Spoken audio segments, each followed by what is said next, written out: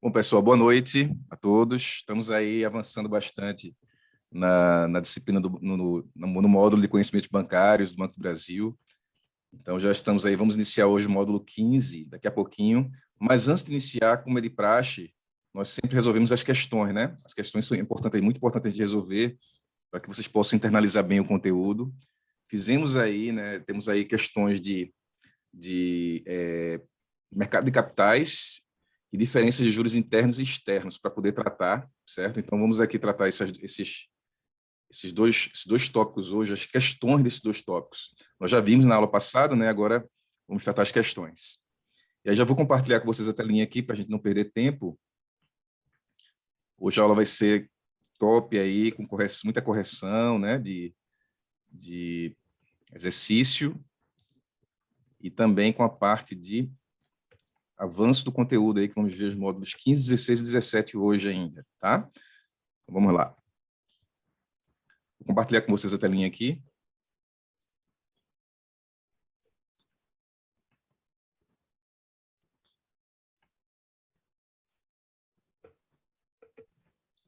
Todos vocês estão vendo a telinha? Tranquilo? Alguém pode me confirmar se está tudo certo? Tranquilo, né? Pessoal, beleza. Então, vamos embora aqui, vamos em frente. Vocês lembram, nós temos aí gravada a aula de conhecimentos bancários, as últimas aulas de conhecimentos bancários, e aí, explorando esse conteúdo que foi dado, nós vamos agora fazer as correções do tópico de mercado de capitais e do tópico de diferença entre juros internos e externos, tá? Primeiro aqui, começando com o mercado de capitais. Quem fez a lista aí? Alguém fez a lista? Algum feedback? Como é que foi? Conseguiu fazer? Será que conseguiram esse final de semana? Enfim, coloque no chat aí, quem quiser, fique à vontade também para fazer alguma pergunta durante a correção, tá? Então, a questão número 1, o que é que ela diz? A questão número 1 diz, a primeira alternativa diz, no mercado primário de capitais, as empresas emitem ações diretamente ao público, que é o IPO. Ok, até aqui, né, pessoal? Lembram do conceito de IPO? Emitir ações pela primeira vez. Initial Public Offer são as iniciais de IPO, tá? Então, quando vocês ouvirem esse termo, já sabem o que significa. É quando a empresa emite ações pela primeira vez. E emitir pela primeira vez, como o nome já diz, primeira vez é mercado primário, não é isso? Ou emite títulos da dívida, exemplo de debêntures. Quando elas emitem debêntures, elas estão recebendo capital também, a empresa está se financiando. Então, é mercado primário, né? Quando a empresa recebe o dinheiro dos investidores diretamente, a gente está falando de mercado primário. Então, a primeira opção aqui está correta. Joia?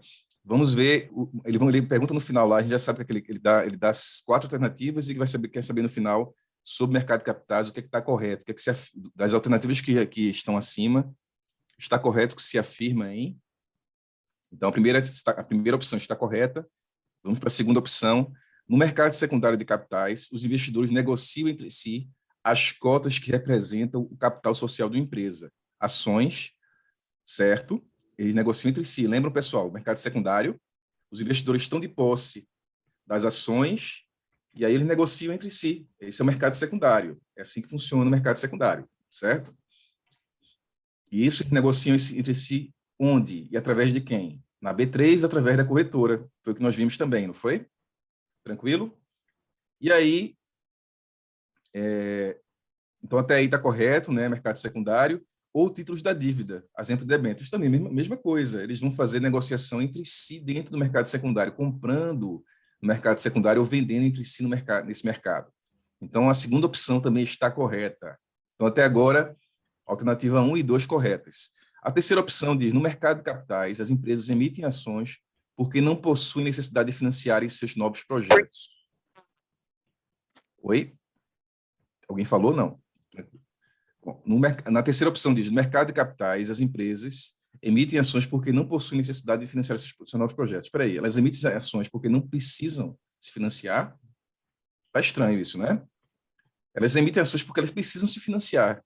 Então, assim, o conceito aqui está errado. Não é porque elas não precisam que elas emitem ações, elas precisam, por isso emitem ações. Certo, pessoal? Atenção para esses detalhezinhos para não passar despercebido na hora da prova. Então, a terceira opção está incorreta, não vai nos atender, beleza? A quarta opção, as ações podem ser ordinárias, sem direito a voto, ou preferenciais, que têm preferência nos votos, mas não na distribuição de dividendos. Vamos lá, você lembra do conceito que nós vimos aqui durante a aula? Ações ordinárias têm direito a voto, as preferenciais é que não, certo? Tranquilo? Lembra desse conceito? Cuidado aqui, tá? A diferença, justamente a diferença de uma para outra. Os tipos de ações, ordinárias ou preferenciais. Lembra que as ordinárias têm a terminação 3 no final, e as preferenciais têm 4 ou 5 de terminação no final, não é isso? Então, lembre-se disso. Então, essa quarta opção, ela está incorreta. Até porque, logo de início, ela está incorreta quando ela fala que as ações ordinárias não dão direito a voto, e depois ela continua incorreta porque ela fala que as preferenciais que têm preferência dos votos, nada a ver, ela não tem preferência nos votos, nem dá direito a voto, e diz que não tem preferência na distribuição de dividendos. É justamente o contrário. Ela dá preferência na distribuição de dividendos, por isso que ela é preferencial. Então, 3 e 4 estão incorretas. Vamos ver se tem aqui a opção para marcar 1 e 2 como correta. É justamente isso, pessoal. 1 e 2 corretas. Quem marcou a segunda opção acertou. Tranquilo? Beleza? Então, essa lista de conhecimentos bancários é toda conceitual, quem viu o conteúdo vai saber responder tranquilamente, tá? Vamos aqui para a segunda alternativa, que vai dizer para a gente qual é, ainda sobre mercado de capitais, né? Correto que se afirme em que, primeira opção, as ações ordinárias são aquelas que dão direito a voto e cuja terminação do ticker é o termo do código, né? Como é que fica no mercado secundário, essa ação é colocada lá para negociação. Qual o nome dela? Qual o código dela no mercado de ações? É o ticker, certo? Talvez a Banco do Brasil nem peça a vocês esse termo agora, mas é bom que vocês conheçam, né, para saberem, já que vocês estão estudando ações, mercado de ações, é importante conhecer. Então, ações ordinárias são aquelas que dão direito a voto e cuja terminação dela costuma ser 3. A gente acabou de falar sobre isso agora, não foi? A exemplo de Vale 3, PTR 3. Então, essa informação está o quê? Correta. Beleza? Então, 1 está correta. Vamos ver a 2. Ações preferenciais são aquelas que não dão direito a voto. Até aí, ok, não é isso? Elas não dão direito a voto aos acionistas, não dão, mas dão preferência na distribuição de dividendos e cuja terminação do ticker, o código dela também é 4 ou 5. Exemplo da Lame 4, Lojas Americanas 4, Vale 3, Vale 5, Petrobras 4, PTR 4, né? Então, assim, a segunda alternativa também está correta, né, pessoal? Justamente a definição de ações preferenciais é essa, não dá direito a voto, mas dá direito à distribuição de dividendos. A terceira opção diz o quê? A CVM é o órgão regulador do mercado de capitais. Os bancos de investimentos são responsáveis pelos estudos, valuation das empresas, que são listados na B3, que é a Bolsa de Valores. Bom, ele deu 3 conceitos aqui, não foi? Vamos ver se os conceitos estão certos. Ele fala que a CVM é o órgão regulador do mercado de capitais, ok. Esse é o conceito. Quem regula o mercado de capitais é a CVM. Nós vimos isso durante as aulas, não é isso? Segunda opção, os bancos de investimentos são responsáveis pelos estudos, valuation das empresas. Valuation é um termo que se usa para que o banco estude as empresas, os bancos de investimento estudem e façam uma avaliação de quanto vale aquela empresa, de quanto valem as ações da empresa. Então, quem faz isso é o banco, sim, está correto, banco de investimento. E as empresas estão listadas na B3, que é a Bolsa de Valores. Qual é a Bolsa de Valores? B3. Então, aqui nada incorreto, né? Tudo ok, tudo certo. A terceira opção também está correta, né, pessoal? Tranquilo? A quarta opção, as corretoras são as responsáveis pelo intermédio entre a Bolsa e os investidores. E podem cobrar, algumas isentam, né? Mas podem cobrar a taxa de corretagem para compra ou venda de ações. Está correto ou está incorreto? Correto, né, pessoal? Quarta opção, as corretoras elas servem para isso mesmo, para intermediar os investidores e a Bolsa nas compras e vendas de ações, e para isso ela pode cobrar uma taxa de corretagem, ok? Então, aqui todas estão corretas. Vamos ver qual atende, justamente 1, 2, 3 e 4. A quarta opção aqui para marcar. É a opção que diz 1, 2, 3 e 4. Ok? Essa é a opção correta. Beleza? Quem acertou aí, quem tiver acertado, vai colocando aí no chat aí para interagindo aqui com a gente, tá bom? Joia? E aí vamos para a questão número 3, sobre mercados primário e secundário. Vamos lá, mais uma vez falando de mercado primário e secundário. Mercado primário trata-se de quando o título já está em poder do investidor e ele agora negocia na bolsa de valores. É isso, pessoal? Não, né? Ele negocia na bolsa de valores efetuando a venda. Nem é restrito assim, tem que efetuar a venda. O mercado secundário ele poderia comprar ou vender, mas aqui fala mercado primário, então está incorreto. Não é quando o título já está com o investidor. Está incorreto, então não é essa que eu quero, ele quer a alternativa correta. Vou desprezar essa primeira opção. A segunda opção diz o mercado primário trata-se de quando o título já está em poder do investidor.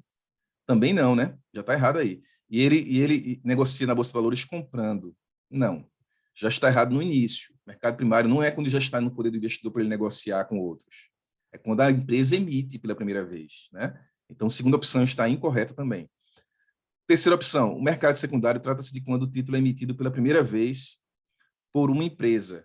Aí a gente está, aí é justamente o mercado primário que faz isso, como acabei de falar. Então, essa terceira opção está incorreta, não é o mercado secundário. A quarta opção diz, mercado secundário trata-se de quando o título já está em poder do investidor, já está em poder do investidor, e ele negocia na Bolsa de Valores, comprando ou vendendo. Aí sim, faz sentido. Tá com ele, primeiro falou mercado secundário, segundo falou que tá com o investidor e que ele compra ou vende nesse mercado. O mercado secundário é isso. Então a quarta opção da questão está correta. Se fosse na prova seria o quê? A letra D, né? Das 5 letras seria a letra D para marcar. E aí a última, só para a gente ver se a última está realmente incorreta, confirmar. Aqui, a última opção diz mercados primários e secundários apresentam as mesmas características, pois ambos são ambientes de negociação da B3. Espera aí, não são as mesmas características. Já sabemos a diferença de mercado primário e secundário, então a última opção não nos atende também. Então, a correta é a quarta alternativa, letra D, se tivesse as letrinhas aqui das questões, seria a letra D. Beleza? Então, vamos aqui para a questão número 5, de mercado de capitais. Daqui a pouquinho vamos corrigir mais uma lista, tá? Então, questão número 5. A empresa Studel resolveu fazer um IPO com o objetivo de financiar um projeto para ser líder do mercado de cursos do mercado financeiro. Tá? Que tipo de mercado será utilizado pela Studel para realizar seu IPO? Essa ficou fácil, né? Bem fácil. A ver com o nosso tema, principalmente, essa está de graça, né? Essa questão, não é, pessoal? Então, vamos lá. Qual o tipo de mercado que a Studel vai utilizar? Ela vai, veja só, primeiro, o que é que ela vai fazer? Ela vai fazer um IPO, abrir capital para se financiar um projeto para se tornar líder no mercado financeiro, de cursos do mercado financeiro. Então, para realizar esse IPO, ela vai usar o quê? O mercado, qual a opção? Mercado primário de capitais. É a primeira opção que atende a nossa resposta aqui, que atende o que nós queremos. Mercado primário. Isso aí dá para matar, né, até sem olhar as alternativas. Mas aí tem a segunda, diz mercado secundário, não é, mercado primário monetário, nada a ver, né? Mercado secundário monetário não existe, não tem nada a ver esse mercado secundário aí. Mercado cambial podendo ser primário ou secundário, também não é essa a opção. Estamos falando aqui de mercado de capitais, né? Estamos falando de mercado de capitais. Tranquilo? Então, a primeira opção atende. Quem marcou aí acertou a letra A aqui dessa questão. Vamos para a questão número 5. Certo, pessoal? Aqui a gente estava na questão 4, não foi? Estava na 4, agora é 5. Aí são as alternativas também para a gente analisar e ver qual alternativa está correta ou incorreta. Ele quer saber quais são as que estão corretas, o que é que se afirma, quais estão incorretas do que se afirma acima. Então, vamos ver a primeira opção. Estão autorizados pelo Bacen a operar neste mercado os bancos múltiplos. Aí é falando do mercado cambial, né, pessoal? Vamos lá. Aqui ele diz assim, no mercado cambial, sobre o mercado cambial, está correto que se afirma em... Aí diz, estão autorizados pelo Bacen a operar neste mercado os bancos múltiplos, bancos comerciais, caixas econômicas, bancos de investimento e bancos de câmbio. Sim, né? É bem abrangente. Nós vimos que tanto os bancos múltiplos, como os comerciais, como as caixas econômicas, os bancos de investimento e os bancos de câmbio, podem operar no mercado de câmbio, mercado cambial. Ele é bem amplo nesse sentido. Então, por isso que a primeira opção está correta. A segunda opção, só os bancos de câmbio podem operar neste mercado. Não. Desmentiria a primeira opção, que é bem abrangente. Então, a segunda opção eu já vejo que está incorreta. Certo, pessoal? Tranquilo até aí? Não é só o banco de câmbio. Nós temos aqui, a primeira opção é que justamente fala da abrangência que é dos operadores do mercado cambial. Tá? A terceira opção, bancos de desenvolvimento, agências de fomento, sociedades de crédito, financiamento e investimento também podem efetuar algumas operações autorizadas pelo Bacen nesse tipo de mercado. Também, ele é muito abrangente. Então, algumas operações podem ser feitas por bancos de desenvolvimento, exemplo do BNDES, agências de fomento, algumas agências que subsidiam algumas operações podem atuar também para algumas operações.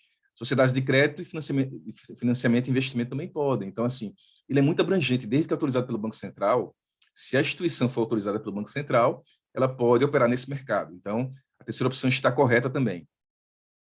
E aí vamos ver aqui a outra opção, corretoras, distribuição de TVM, a distribuidora de títulos e valores imobiliários, tá, pessoal? DTVM é distribuidora de títulos e valores imobiliários, está no conteúdo também, tá certo? Só para vocês não esquecerem quando virem esse termo, DTVM. Então, corretoras, DTVMs e sociedades de câmbio realizam operações com clientes de até 100 mil dólares. Essa também é a informação correta, tá, pessoal? Então, vamos lá. A resposta correta é 1, 3 e 4. Só está errada a 2. Beleza? Então, lembre-se disso. Corretoras de TVMs e sociedades de câmbio também realizam operações de câmbio até 100 mil dólares. Esse é o limite delas para operar com essas operações de câmbio.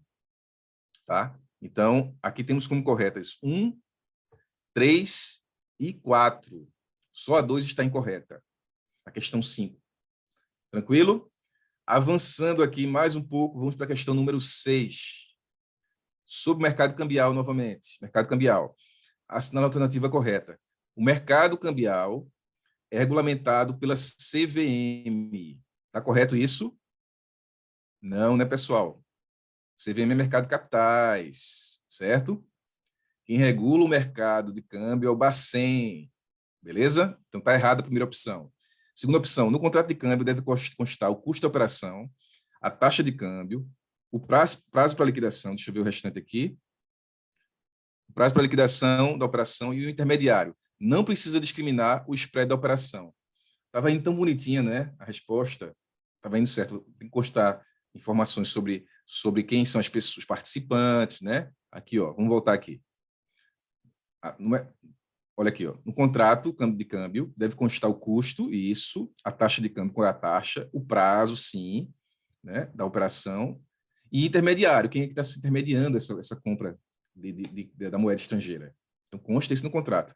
Aí, no final, ele diz assim, não precisa discriminar o spread da operação. O que é spread, pessoal? É o ganho que o intermediário tem para poder fazer a intermediação do serviço. Isso é spread, quanto ele está ganhando entre o valor do dólar e o valor que ele está repassando para o cliente, né, para a pessoa que está adquirindo o dólar. Estou falando dólar, mas pode ser qualquer moeda, tá? Então, o intermediário da transação do contrato de câmbio, o spread é a diferença entre a cotação da moeda, certo? A cotação média da moeda e quanto o agente está ganhando com essa moeda. Então, o spread é justamente quanto ele ganha em cima do valor da cotação. Joia? Normalmente, spread de 0,5%, 1%, 1,5%, 2%, depende da negociação com a instituição. Mas, assim, o spread mínimo que já se viu foi de 0,5%, já é um bom spread para quem está comprando. Tá? 0,5% a 1% ainda é considerado um bom spread do ponto de vista do cliente, né? De quem está comprando, porque um operador que compre mais caro que isso pode estar um pouco acima da média de mercado. Tá? Então, assim, tranquilo? Então, assim, a terceira opção, pessoal, a taxa de câmbio quantifica quanto... Peraí, só um minutinho, deixa eu voltar aqui, porque pulou um pouquinho. Peraí. A taxa de câmbio quantifica quanto de real é necessário para trocar por outra moeda. Até aí tranquilo, né? Quanto de real eu vou precisar dar para trocar por outra moeda? Quanto de real por dólar, quanto de real por euro? Até aí tranquilo, vamos ver o restante. Ela surge através do equilíbrio da demanda e a oferta da moeda externa em relação ao real. Bom, aqui está tudo perfeito, tudo tranquilo. Então, essa questão, essa opção aqui, ela é justamente isso. Esse é o conceito da taxa de câmbio. não é? Ela é feita justamente pelo equilíbrio de demanda e oferta da moeda estrangeira em relação ao real. Ela reflete quanto de real eu tenho que dar para adquirir uma moeda estrangeira. Um valor unitário da moeda estrangeira. Quanto de real eu preciso ter que desembolsar para isso. Então, a terceira opção é a correta, é a que desejamos, já está marcada. A quarta opção diz o seguinte: o aumento da taxa de câmbio promove um aumento das importações. É isso mesmo? Se eu aumento a taxa de câmbio, quanto eu tenho que dar de real por dólar? Será que eu vou importar mais? Será que eu vou fazer mais importação? Não, né? Porque se aumentou a quantidade de real que eu tenho que desembolsar, ficou mais caro para mim. Eu vou importar menos. Quando a taxa de câmbio sobe, eu tenho uma desvalorização cambial. Então, eu vou importar menos, tá? Vou importar menos. E aí, no caso, a última opção diz: o aumento da taxa de câmbio promove uma queda da inflação. O aumento da taxa de câmbio promove uma queda da inflação. Será que é isso que acontece também? E aí, pessoal? A taxa de câmbio sobe, a inflação cai? Será que é isso? Quando o câmbio sobe, lembrem-se, os produtos nacionais, né? Como é que vai acontecer? O que é que vai acontecer com os produtos nacionais? Vão se tornar mais caros, porque tem produtos que têm insumos externos, né? Têm insumos importados, e a própria concorrência com o que vai ser mandado para fora, né? Se o exportador vai começar a mandar recursos, bens nacionais para fora, vai promover pode promover um desequilíbrio e um aumento de preço doméstico. Tem duas vertentes. Uma em relação a isso, né? Ele vai dar preferência a exportar esse bem porque é melhor remunerado em moeda estrangeira, né? Pode ser dólar, pode ser outra. E também o dólar, nós temos muitos insumos na nossa economia que vêm de fora. Então, o preço do dólar mais caro, quando chega, ele tende a provocar um aumento de preço, principalmente bem de atacado, né? Principalmente no atacado, é muito comum sempre ser mais dolarizado. Tanto que o GPM, que é um índice de inflação, ele subiu bastante, muito por conta do dólar. Mas, assim, só para vocês entenderem, não vai entrar nesse detalhe de GPM, IPCA e INPC, mas, assim, a inflação, quando você tem um aumento da taxa de câmbio, o real desvaloriza, e aí existe, sim, uma tendência de aumento da inflação e não uma queda. Então, a que atende é justamente a terceira opção. A terceira opção é que atende. Tranquilo? Questão número 7, ainda mercado cambial. O mercado cambial é um mercado que deve ter alguma questão, eu imagino que tem alguma questão na prova, porque tem bastante conteúdo de mercado cambial, né, pessoal? Então, fiquem atentos aí. Alguém quer perguntar alguma coisa? Perguntar? Não sei se a Thalita quer perguntar. Não? Tranquilo. Então, vamos lá. Cheguei Oi? agora, Danilo. Oi? Cheguei agora. Chegou agora. Seja bem-vinda, Thalita. Eu acabei. Estamos Obrigada. aqui fazendo correção da lista de mercado de capitais, mercado cambial, e vamos entrar daqui a pouco na segunda lista de correção também, tá? Para complementar aquilo que a gente tinha passado de lista para vocês. E aí, a questão número 7 sobre mercado cambial. Oi?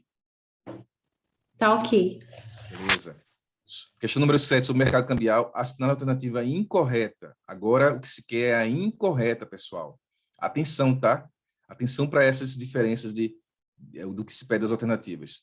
Então, a incorreta, a primeira opção é: o aumento da taxa de câmbio promove uma queda das importações e um aumento das exportações. E aí, pessoal, o que é que vocês acham? O aumento das importações, desculpa, o aumento da taxa de câmbio promove uma queda das importações e um aumento das exportações. Essa está correta, não é?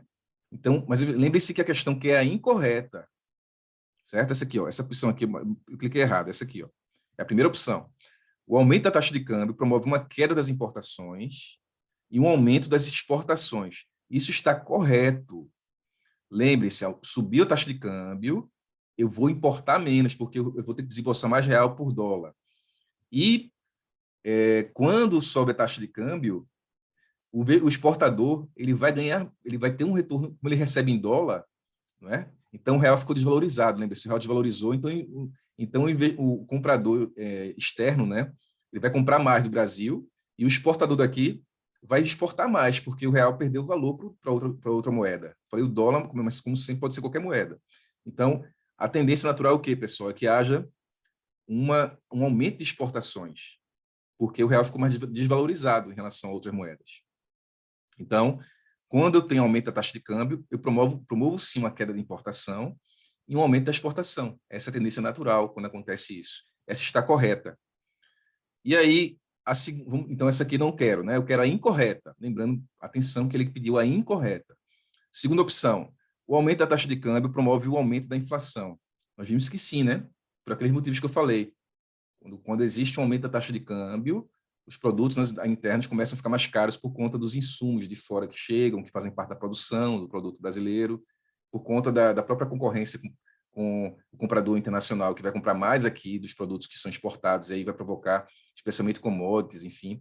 Então, vai provocar um aumento do preço interno. Então, a inflação sobe nesse sentido. Então, o aumento da taxa de câmbio promove, sim, o aumento da inflação. Essa está correta, não é a que eu quero. A diminuição da taxa de câmbio promove um aumento das exportações e uma queda da inflação. Está correto? Está certo ou errado? Vamos lá. Câmbio baixou, a taxa de câmbio baixou, houve o quê? Uma valorização cambial.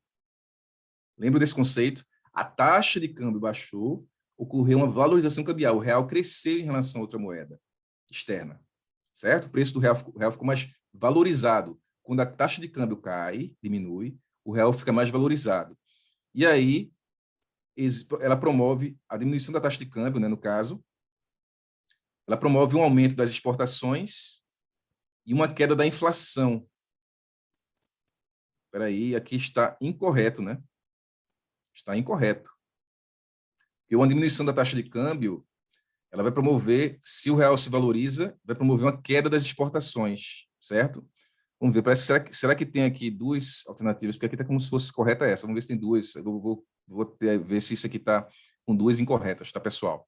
Então, a diminuição da taxa de câmbio vai promover um aumento das importações. É assim que acontece, tá? Ok? Então, essa está incorreta. Certo? Essa está incorreta. Vamos ver se tem duas incorretas, que aí eu vou corrigir para vocês na lista.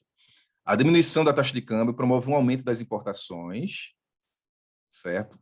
Então, se a taxa de câmbio diminui, eu vou importar mais, certo? E um aumento da inflação. A diminuição da taxa de câmbio promove... Não, ela vai promover... Pessoal, essa questão aqui, eu acho que aqui houve quando a gente estava incluindo a questão, está com mais de uma incorreta aqui. Então, quem fez o... Eu vou corrigir aqui agora, tá? Mas, assim, eu vou ter que corrigir essa questão número... Deixa eu ver aqui qual é a questão. Alguém fez essa questão? Não. Questão número 7. Ela está com essa... Ó, quando o câmbio diminui, a taxa de câmbio diminui, promove o aumento das importações. Tá? Então, a taxa de câmbio diminuiu. Então, no caso, também tem uma tendência de queda da inflação. Então, essa também está incorreta. Certo? E aí, vamos ver a última. A diminuição da taxa de câmbio promove uma queda das exportações, que caiu as exportações, ok? E uma queda da inflação. Essa está correta, né? Não é essa que está incorreta. Então, a incorreta é essa aqui e essa aqui. Eu vou corrigir essa questão e eu vou rever com vocês em seguida, porque essa aqui tem duas que estão incorretas, certo? Beleza? Essa aqui, na verdade, está correta, então aqui ficou errada. Essa e essa, estaria com duas opções corretas. Então, essa aqui não atende ao que a gente quer, porque não pode ter duas questões. Essa aqui seria anulada se estivesse no concurso, tá? Não pode ter duas respostas, né? Beleza? Mas eu vou corrigir e no próprio link que você receber do Mercado de Capitais Cambial, vai estar com uma delas só, como incorreta. Aqui as duas estão incorretas, essas duas. Essa aqui está incorreta por quê? Câmbio baixou, não promove um aumento das exportações, promove um aumento das importações, certo? Taxa de câmbio baixou. Aí a segunda diz, a diminuição da taxa de câmbio promove um aumento das importações, até aí tudo bem, e um aumento da inflação. Não, promove uma diminuição da inflação também, queda da inflação. Então, as duas estão incorretas. E aí, como não pode ter duas alternativas incorretas, vou fazer a correção dessa na lista, tá? Questão 8, ainda sobre o mercado cambial, na alternativa correta, ele quer agora a correta. Vamos lá? A remessa para o exterior é sujeita a IOF e outros impostos de acordo com o enquadramento do Bacen. Os principais motivos de remessa são pagamento de cursos, manutenção de residências e de estudantes e compra de imóveis no exterior. Até aí tudo bem, né, pessoal? Você lembra quando a gente viu o mercado cambial? A remessa para o exterior é sujeita, assim, de IOF, para pagar IOF, né? Tem que pagar IOF. E também existem motivos típicos que as pessoas mandam recursos para o exterior. Quais são esses motivos? Aqui estão eles. Pagamento de curso, né? Quando vai pagar um curso para si próprio ou para um terceiro. Então, pagamento de curso cursos de fora, né? Em faculdades de fora, universidades de fora, enfim. Então, elas recebem muitas vezes através de remessa para o exterior. E aí é uma forma de remeter dinheiro, de mandar dinheiro para fora. Pagamento de curso. Manutenção de residências, sim, se investir, uma pessoa tem... existem brasileiros, por exemplo, que têm imóveis fora do Brasil. Eles precisam remeter recursos para o exterior para pagar as despesas do imóvel, né? Conta de água, luz, energia, o que tiver despesa, tributos, tem que ser pago. Então, ele tem que remeter recursos para o exterior. Então, uma outra opção é manutenção de estudantes. Muitas vezes o pai tem um filho lá fora estudando, fazendo intercâmbio, fazendo curso lá fora, na universidade do exterior, e o filho leva, normalmente, quando viaja e passa um tempo lá fora, é preciso manter o filho lá, né? Isso precisa manter o estudante. E aí os pais, eu falo os pais, mas pode ser outra pessoa, pode ser avós, quem tiver responsável vai precisar remeter recurso para o exterior, e aí é um dos motivos característicos aqui de remessa para o exterior, para manutenção de estudantes. Compra de imóvel no exterior também, né? Quem vai comprar imóvel no exterior precisa mandar o dinheiro para fora. E aí é um dos motivos. Aí, para efetivar a remessa, não é necessário apresentar documento que comprove a origem e a finalidade do valor à instituição autorizada pelo Bacen. Será que não precisa? Será que se eu for comprar um imóvel lá fora, eu posso simplesmente dizer que vou comprar no banco e mandar o dinheiro? Será? Será que eu posso mandar um dinheiro lá para fora? Falei compra de imóvel porque é um valor alto. Eu posso chegar lá, olha, eu vou fazer uma remessa de $100 mil para lá para fora, $100 mil, e não vou precisar nem mostrar documento de compra e venda, nada. Será que é assim? Não, né, pessoal? Não. Tem que mostrar a origem do dinheiro, tem que mostrar para onde está indo, né? Por que está indo, comprovar que está comprando o imóvel. A regulação é muito rigorosa para mostrar que aquilo ali realmente é uma operação de boa fé, né? Lembre-se que a gente vai estudar daqui a pouco lavagem, alguns crimes de lavagem de dinheiro, algumas coisas, a gente vai ver esse tópico ainda, faz parte dos tópicos do concurso do Banco do Brasil, né? E tantos outros concursos que podem vir, né, acontecer. É um tema muito importante. E aí existe toda uma regulação para que se tenha o cuidado, né, para que as instituições financeiras tenham a comprovação que aquela operação ela é de boa fé. Então, ela precisa pedir documentos, certo? Existem documentos aí que são pedidos, ainda mais quanto maior o valor da operação, mais exigência de documentação, tá? Quanto menor, menor a exigência, mas ainda assim o banco precisa estar documentado do que se trata aquela transferência para o exterior. Então, essa última parte aqui da questão fez com que ela estivesse incorreta. Ok, pessoal? Essa última parte fez com que a questão estivesse incorreta. A segunda opção, o Siscomex é o Sistema Integrado de Comércio Exterior, cujo principal objetivo é facilitar a exportação e importação de mercadorias, simplificando processos, ganhando eficiência e evitando fraudes para motivar novas empresas entrantes no comércio exterior. Pessoal, isso está correto, né? Vocês lembram do conceito de Siscomex? É justamente esse o conceito de Siscomex. Ele surgiu, esse sistema, é um sistema integrado, né? Imagine, se cada um que fosse exportar tivesse seu sistema próprio para controlar, ou se houvesse para cada tipo de importação e exportação um sistema. Como é que vai integralizar isso? E daria muito mais trabalho, não teria uma eficiência de controle, inclusive controle do próprio governo em relação aos tributos. Então, o Siscomex é um portal que centraliza essas informações, tudo que sai, tudo que é exportado e importado. E o objetivo dele principal é até estimular esse mercado de exportação e importação, né? Essa atividade econômica de exportar e importar, por quê? Mais eficiência, mais agilidade para liberar mercadoria. Às vezes, tudo que é partido, que não é centralizado, digamos assim, informação, o que falta informação gera insegurança e gera mais problemas na eficiência. Então, naturalmente, quando existe esse problema, às vezes uma mercadoria pode ficar mais tempo retida se não tiver um sistema de controle adequado. Então, o Siscomex ele vem nesse sentido, tá? Então, o nome do sistema é Siscomex, é um portal integrado, sistema integrado, E ele serve justamente para isso. Essa resposta está correta. É a que nós queremos marcar. Ok? Beleza? Vamos conferir aqui se as outras estão incorretas, tá? Então, vamos lá. A terceira opção diz: a taxa de câmbio nominal, a taxa de câmbio nominal é o valor de uma moeda em relação à outra, descontada da inflação entre os dois países. Será que é isso? Não, não é isso. A taxa de câmbio nominal, ela é o valor de uma moeda em relação à outra, não desconta a inflação. Quando desconta a inflação, eu tenho a taxa real de câmbio. Taxa de câmbio real. Lembram desse conceito?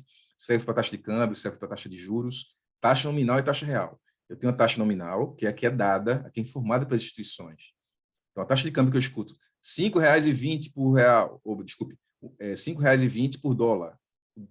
A taxa de câmbio é 5,20, por exemplo. Então, essa é a taxa nominal de câmbio.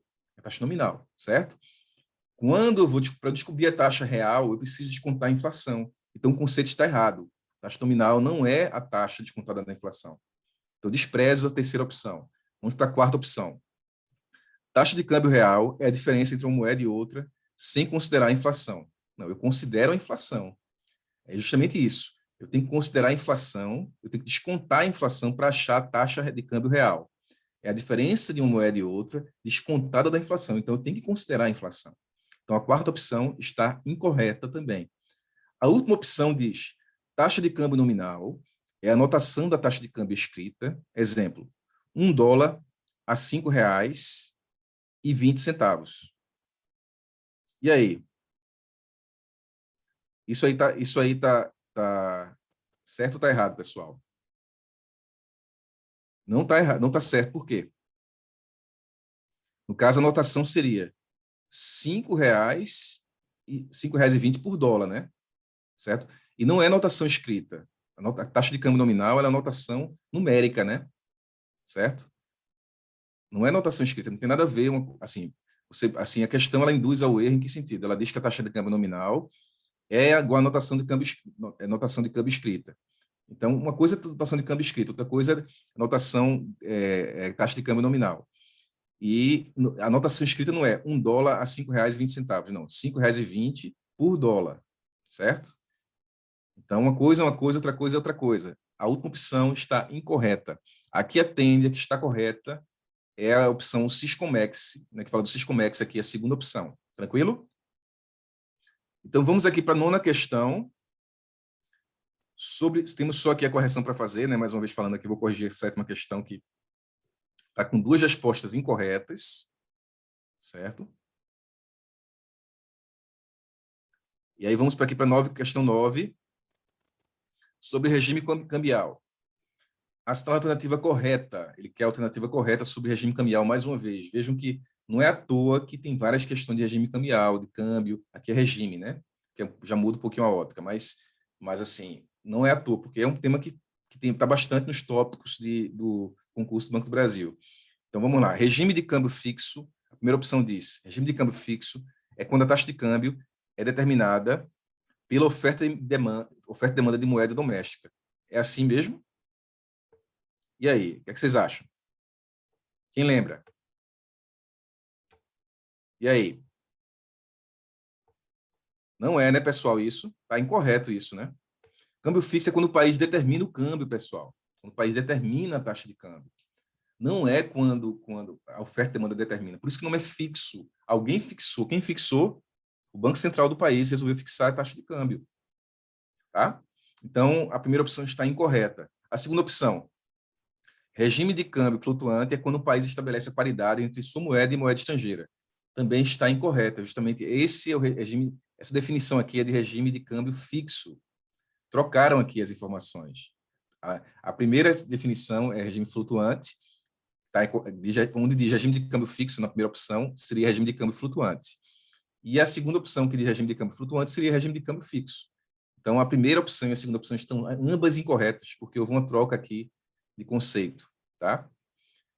A terceira opção, regime intermediário, é quando o país permite que a taxa de câmbio seja determinada pela oferta e demanda da moeda doméstica em relação à moeda externa, e intervém quando necessário, comprando ou vendendo a moeda externa para equilibrar o preço. No Brasil, é adotado o regime intermediário, ou flutuação suja. Lembram disso? Flutuação suja é deixar flutuante e, eventualmente, intervir para corrigir esse preço da moeda brasileira em relação à moeda externa. Então, esse conceito está correto, certo? É o regime intermediário, conhecido como regime intermediário, e o país permite que a oferta de moeda, que a oferta e demanda de moeda regulem o sistema, mas, eventualmente, quando necessário, ele vai intervir. Por isso que é flutuação suja, tá? Mas essa intervenção, como eu falei para vocês durante a aula, é para o bem, é para poder equilibrar o preço, para que não haja nada que prejudique, né, a economia. A intenção é essa, a intenção é para poder regular mesmo e deixar a taxa de câmbio em condições favoráveis, né, dentro do possível. Então, a terceira opção está correta, né, pessoal? Vamos ver se as outras estão incorretas. Vamos conferir isso. A quarta opção diz: o regime de câmbio fixo é quando o país estabelece, não é estabele, aqui estabelece a paridade entre suas moedas. A exemplo do que ocorre no Brasil. Não, eu concordo a primeira parte, né? A primeira parte está certa. É quando o país estabelece a paridade entre suas moedas. Na verdade, assim, até a anotação dela está um pouquinho prejudicada, entre a sua moeda e a do país estrangeiro. Ficou meio dúbia, né? Se tivesse só essa parte até aí, ainda você ficaria assim, para entre suas moedas, o país tem mais de uma moeda? Não ficou tão clara, né? Então, mas assim, confirma que está errada quando ele coloca assim, exemplo que ocorre no Brasil. Não é câmbio fixo no Brasil. O Brasil há muito tempo não tem câmbio fixo. Então, desprezar a quarta opção não é a correta. E a última opção de regime de câmbio flutuante é quando a taxa de câmbio é determinada pela oferta e demanda de moeda doméstica em relação a outra moeda estrangeira. A exemplo que ocorre no Brasil. Eu concordo com a definição de regime de câmbio flutuante. Está correta, né? Definição correta. Mas aí no final ele diz que ocorre no Brasil isso. O Brasil é regime intermediário, não esqueçam. Então, essa alternativa está incorreta, não é essa. Beleza? Então, aqui atende é a terceira opção, regime intermediário, da definição do que é, né? E que ocorre no Brasil. Essa é a correta. Tranquilo até aí, pessoal? E aí, fechando essa lista para a gente começar, a gente vai iniciar logo em seguida outra lista para poder a gente avançar. Eu não vou, até para não dar, eu não vou dar o conteúdo e corrigir depois uma lista do conteúdo que já demos. Então, vamos fazer duas listas agora. Eu dou uma pausazinha para vocês, tá? Depois que eu fizer a segunda lista. E aí a gente avança depois para o conteúdo. Questão número 10. Sobre os impactos da taxa de câmbio nas exportações e importações. Assinala a alternativa incorreta. Essa incorreta é uma pegadinha, tá? Pegadinha até para quem prepara a questão, às vezes coloca duas incorretas. Então, assim, atenção para essa informação. Quando diz incorreta, então tem que ter atenção para como é que eu vou marcar aqui, né? Quais são os impactos da taxa de câmbio nas exportações e importações? Vamos lá. A primeira opção diz: a alta da taxa de câmbio favorece o produtor de commodities. Ok, não é isso? Sim, até aí tudo bem. Deixa eu só completar a questão aqui, porque senão ela fica incompleta. Cadê? Corretas. Agora aqui. A alta da taxa de câmbio favorece o produtor exportador de commodities que recebe em dólar e converte em real, ganhando assim mais dinheiro. Isso está correto, né, pessoal? Eu subi taxa de câmbio, lembre-se sempre. Lembra do que a gente viu? Suba a taxa de câmbio, favorece o produtor exportador. Eu sou exportador. Então, eu vou ganhar, como eu exporto e ganho em dólar, quando eu subo a taxa de câmbio, o que acontece? O real desvaloriza. Então, como o real desvaloriza, pro comprador externo, ele vai comprar mais. E como a pessoa está recebendo em dólar, vai transformar em real desvalorizado e vai ser favorável para o exportador. Ele vai exportar mais, principalmente por isso, né? Principalmente porque ele vai conseguir vender mais, exportar mais e ter uma melhor conversão da moeda quando receber em dólar. Ele ganha assim mais dinheiro, sim, está correta. A alta da taxa de câmbio, a segunda opção. A alta da taxa de câmbio é prejudicial ao importador de insumos e produtos estrangeiros, que pagará em dólar na conversão. Vamos lá. A alta da taxa de câmbio é prejudicial ao importador de insumos e produtos estrangeiros, que pagará em dólar. E na conversão terá que pagar mais reais por dólar. gastando mais dinheiro para importar. Isso também está certo, né, pessoal? Quando o câmbio sobe, justamente é o complemento da definição da primeira opção, que tá correta. Quando o câmbio sobe, vai favorecer o exportador e vai prejudicar o importador de insumos e produtos estrangeiros. Seja o importador de insumos, mas também poderia ser o importador que compra direto a mercadoria de fora. Aqui ele cita o importador de insumos.